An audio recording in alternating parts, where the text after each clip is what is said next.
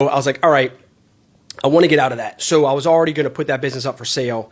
In that same time frame, I had a buddy of mine that had asked me to be his best man in his wedding.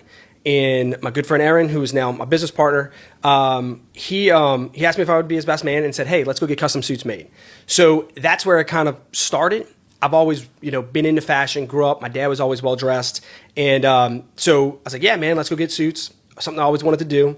Did it. And in that process, to keep it short, that's when I was like, look, I can do this. I kind of like this. Why didn't I think about this? And, to 6 months later, Svello was born. And that's the short end of that story. Fellow. Yeah. So, most people don't know. Yep. If that's your last name, it's not Fellow, and you have Chris Fellow on there. So many people. So everybody, because my name on social media is Chris Fellow, just to associate myself with the business, they just assume that my last name is Fellow. It's got a little ring, so I'll go with it. But no, my last name's actually Cook. So I see you can always change it. Hey, yeah, right. Like, man, you're branded. Yeah, and that's the thing, right? I think being an entrepreneur or having something and branding something is good, So. And you branded something, it's so good. People actually think it's your last name. Yeah.